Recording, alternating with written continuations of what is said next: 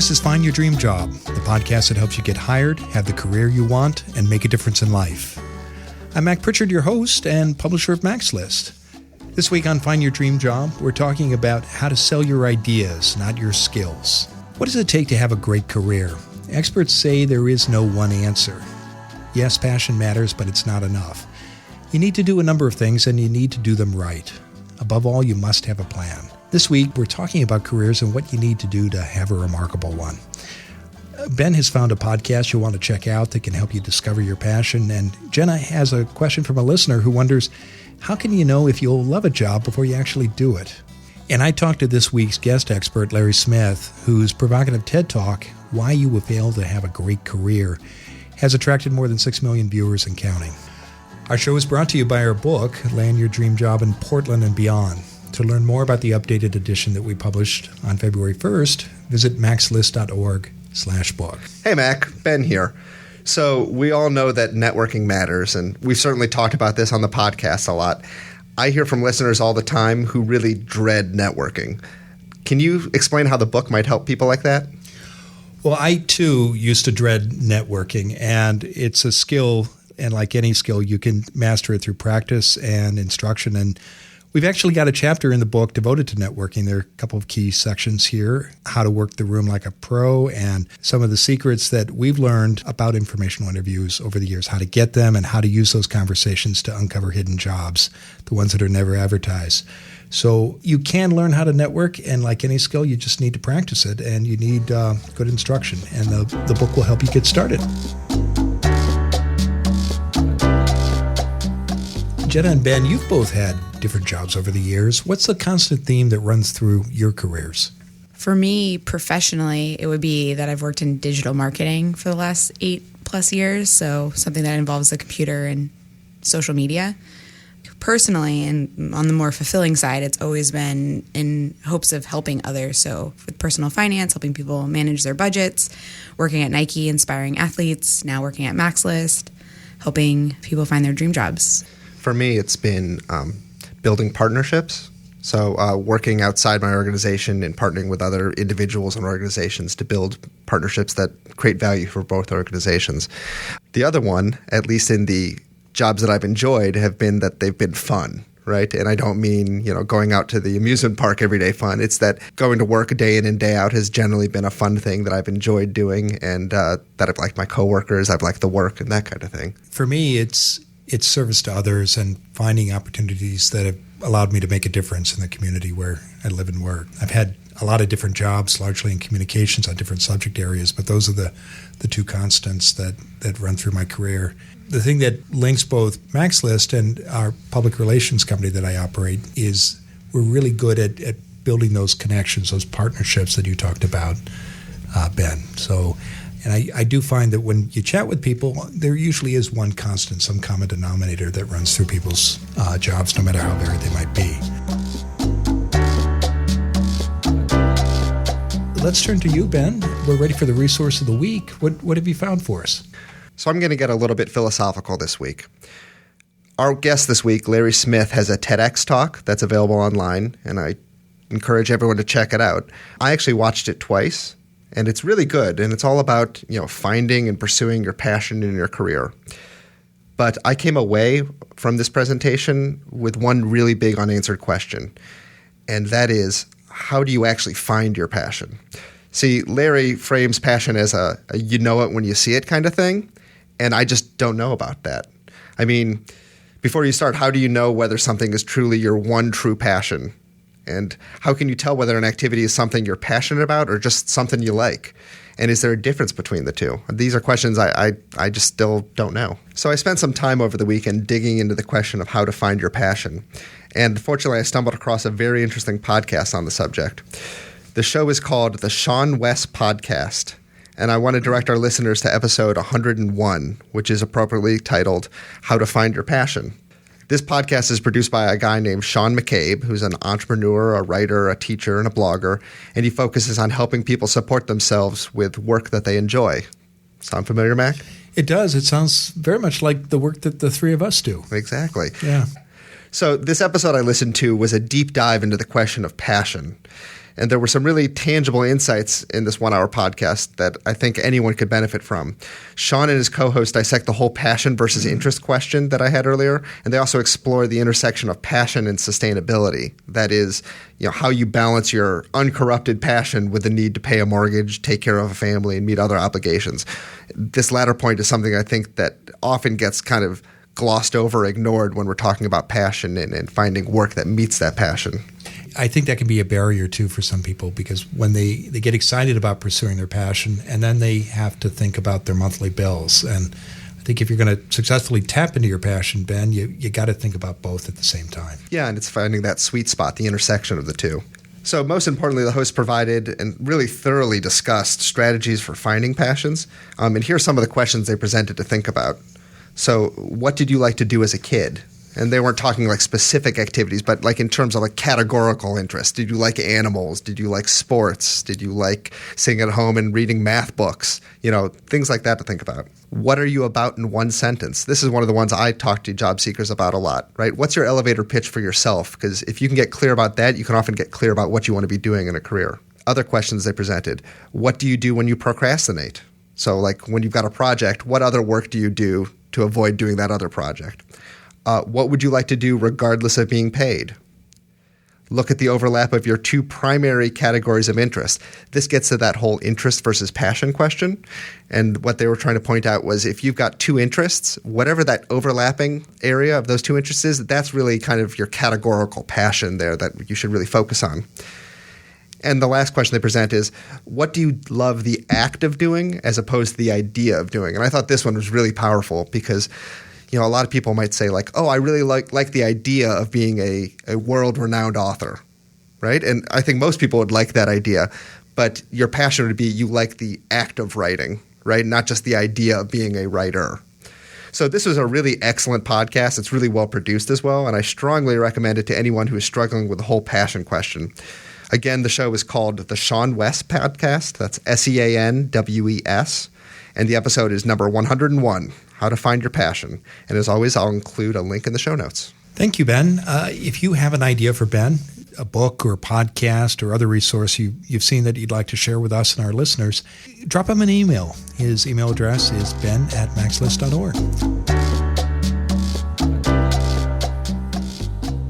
Now it's time to hear from you, our listeners. Jenna Forstrom joins us to answer one of your questions. Jenna, what do you got for us in the mailbag this week? This week, our question was, everyone tells me to do what I love for a job, but how am I supposed to know if I like something before I do it? There are so many different jobs out there. I feel like I will be limiting myself by picking one direction too early in life. This is a great question. I think a lot of younger people allow this fear to kind of hold them back from making a decision, but I think there's a lot of awesome opportunities for young professionals and students to figure out what they do love. So even starting in high school, taking college prep classes, when you're in college, taking internships. For example, I interned with Nike the year Adidas announced their acquisition of Reebok. And so my internship was a lot about financials. And I realized that I did not want to be an accountant or in any type of financial decision-making, investing kind of thing, because it was just such a big change to the global market of an industry. So just kind of testing that, finding out what you don't like kind of directs you to what you do like. You can also take lots of different career opportunities in college and just take informational interviews. And as you sit down, ask like, what does the day-to-day look like for this job? And just if you're a really outdoorsy person and you're stuck behind a computer for 8 hours, that's probably not something you want to do. Or if you're supposed to be doing presentations and you're an introvert, might not be the best place. So just kind of start by knowing what you don't like to do and then focusing on what you do like to do. Then there's the other option of expanding what you currently do. So something like having strong writing skills can be applied to multiple different jobs. The other thing to keep in mind here is that you're not locking yourself into one career for the next 40 years, right? You can do something for 1 year, 2 years, 10 years, 20 years, and then stop, pivot, and do something differently as well. So I think a lot of people coming out of college think whatever I pick now is just going to define the rest of my life forever, and that's just not the case. There's an advantage to a job seeker when they get clearer about their choices. There may be 3 opportunities that they want to explore or 2, but when they shorten that list, they make it so much easier for people to say yes to informational interviews or to introductions or to think through the connections and answers to questions. That seems counterintuitive to many of the job seekers I talk to, whether they're just out of college or in mid-career. They think by keeping open the possibility of saying yes to everything, they'll get more opportunity, and actually the opposite is often true. Okay, well, thank you, Jenna, and thank you, Ben. If you have a question for Jenna, please email her. Her address is jenna@maxlist.org. And these segments are sponsored by the 2016 edition of Land Your Dream Job in Portland and Beyond. That's our new book, and we've made it even better by adding new content and offering it in the formats you want. Now, for the first time, you can download our book in Kindle, Nook, or iPad formats, or you can buy a paperback edition. Our goal is the same, whatever the format you choose. We want to give you the tools and tips you need to get meaningful work that makes a difference. For more information, visit maxlist.org/book.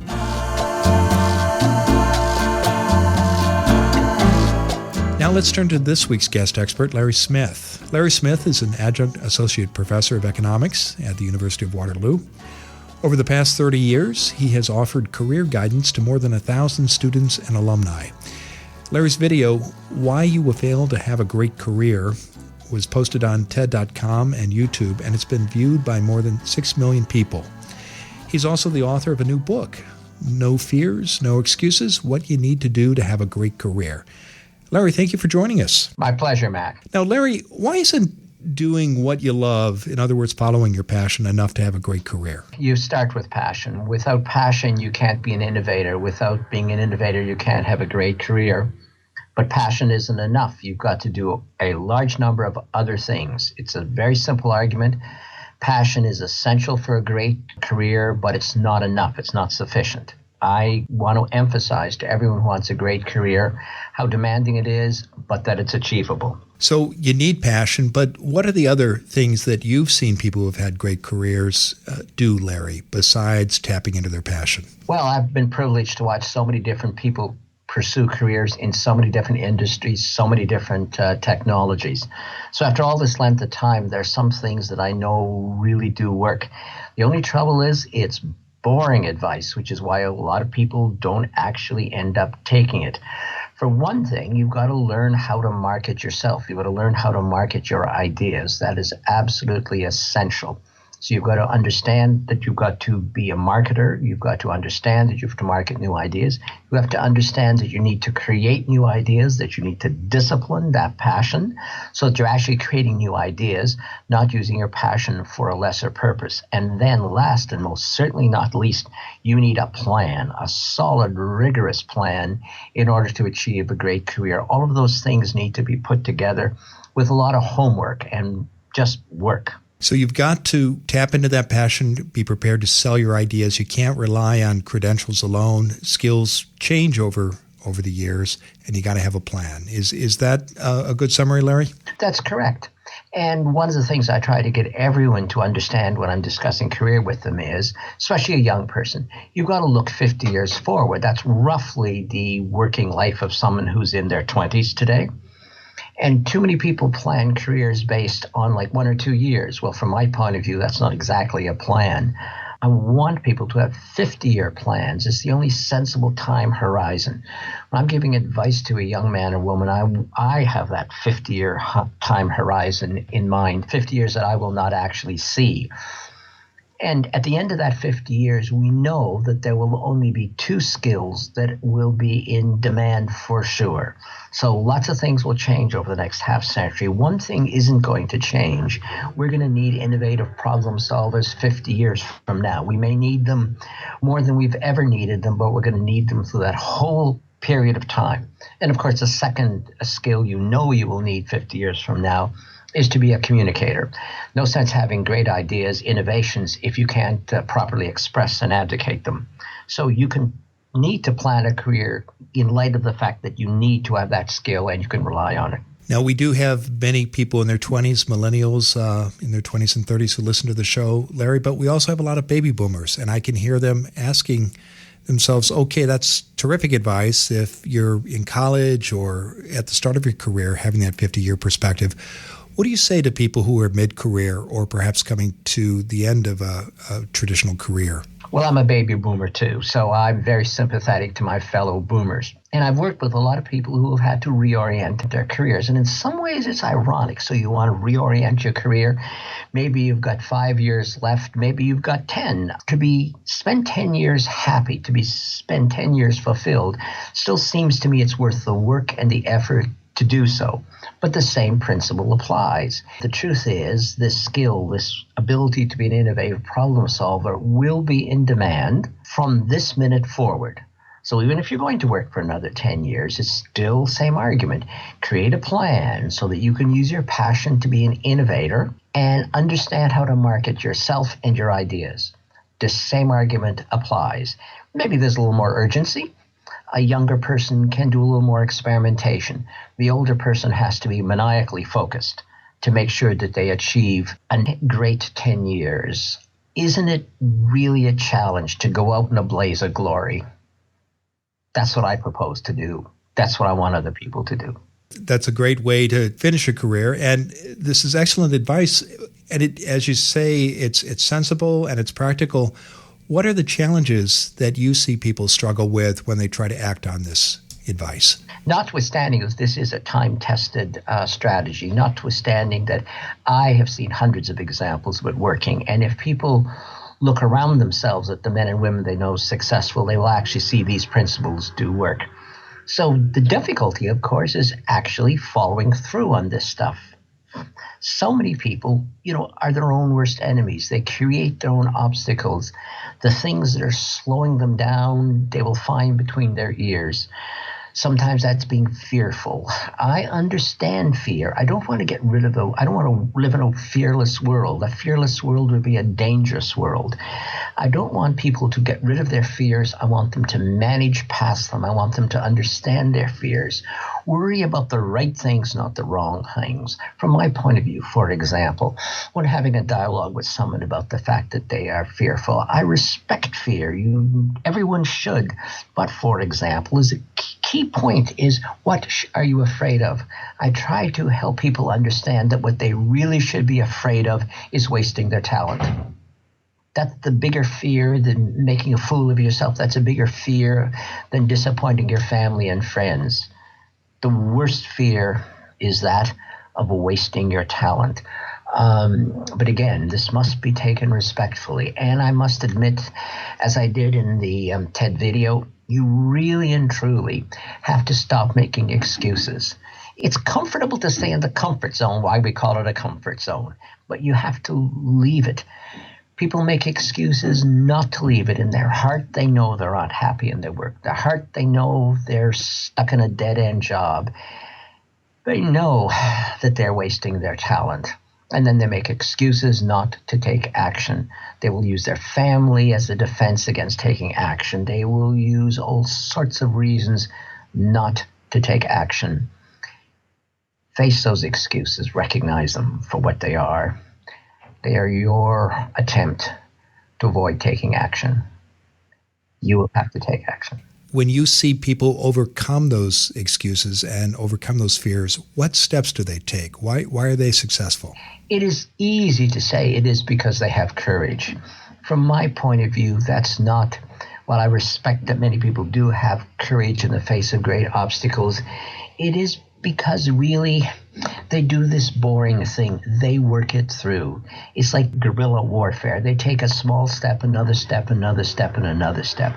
The people who I have seen successfully create great careers, stare down their fears, and get rid of their excuses is they did it both methodically and they did it step by step. And they had a plan, because otherwise, you're just closing your eyes, whistling through the graveyard. That's not a way to try to confront things, because the first loud noise, you're going to hide under a bush. But the man or woman who has a plan, who goes step, step, step, step, step, they gain confidence as they do that this is a way to do it without scaring yourself or scaring your family. It is the way to feel yourself forward. It is prudent and realistic, in my view at least.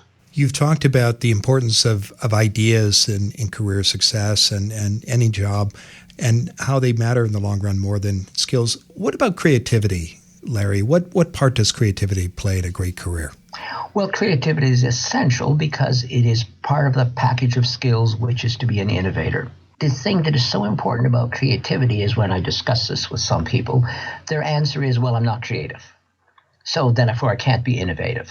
So I guess I'll have to be something else. Well, in the first place, they don't understand what creativity is. They assume it means artistic creativity. Well, yeah, that's a version of creativity. Thinking up a new technology is creative. Creating a new line of code is creative. So first people have to understand what creativity is. Most people have a narrow view of creativity. Then they immediately say they're not creative. I have trouble understanding that. When someone tells me they're not creative, I ask if they've ever been a child. Or did they emerge in the universe in plastic wrap, fully grown? Well, then they look at me like I've lost my mind. And I insist again, tell me, were you a child or were you not? I'm trying to make the point that every child, almost every child who's healthy, is imaginative when they're small. They are imaginative. They are creative. They try things naturally. It's their natural response. This is to say that if you could do it as a kid, you can do it as an adult. The skill may be rusty, and you may have to work hard also to recreate it. But if you could do it when you're 6, I don't see why you couldn't do it when you're 16, 26, or 66, unless you choose not to recreate, unless you recreate this skill. Unfortunately, after children have this wildly imaginative and creative childhoods, we send them to school, and then something goes wrong. Just start trying. One of the most motivating things any person can do is get a small victory.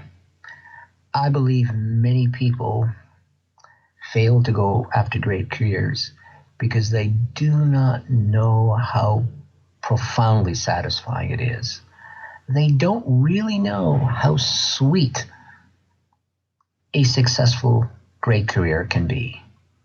They don't know the feeling that you are maxing your talent out.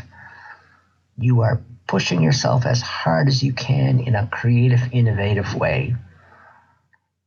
Until you feel even a glimmer of that satisfaction, you do not know what you're fighting for. And it is a fight. It is difficult. So if you start and get a small taste of the satisfaction of victory, and I mean victory of an accomplishment, I don't mean victory of making a few dollars or getting a promotion.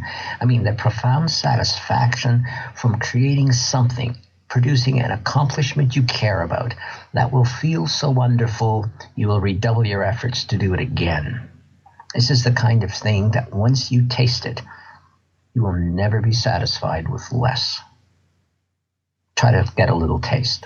Well, I think that's a perfect spot to end our conversation. Thank you so much, Larry. Your new book, No Fears, No Excuses, What You Need to Do to Have a Great Career, is being published this month in April. How can people learn more about you, Larry, and about the book and your work? Well, the easiest way, of course, is the cliche. Of course, do have a Facebook page. There's an extensive set of reviews and a bio on the Amazon.com website for the title, No Fears, No Excuses, What You Need to Do to Have a Great Career. And and of course, you can ask Mother Google to find me. I'm Larry Smith. Oh, I've got a ridiculously common name, but Larry Smith Waterloo will find me. Terrific. We'll be sure to include links to your Amazon page and your Facebook site as well in the show notes so that people can find you there too. Larry, thank you for joining us. It's been a pleasure. My pleasure as well. Thank you very much, Mac, and thank you everyone else. We're back in the Max List studio with Ben and Jenna.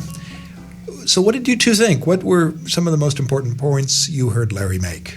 Well, I'd like to touch on his point about thinking 50 years into the future. Taking the long view. Yeah, and I think some people listening to that might think, well, that he just said I need to have my entire career planned out for the next 50 years. And I don't think that's what he was saying. I think what he was trying to point out is there's a couple skills that we know are always going to be valuable. And he said it's innovation and communication. And so keeping that in mind, as long as you're going back and tapping those resources in your career or in your professional development, you're going to find some meaning and some opportunity. All the intermediary steps you take, whether it's this job or that job or this sector or that sector, that doesn't matter as much as kind of paying attention to these meta themes that are out there. Yeah, and technical skills, their value comes and goes. I'm getting ready to go to the 25th reunion of my graduate school class, and we had a book when we all showed up on the first day where we got to list our most important skills in the fall of 1990.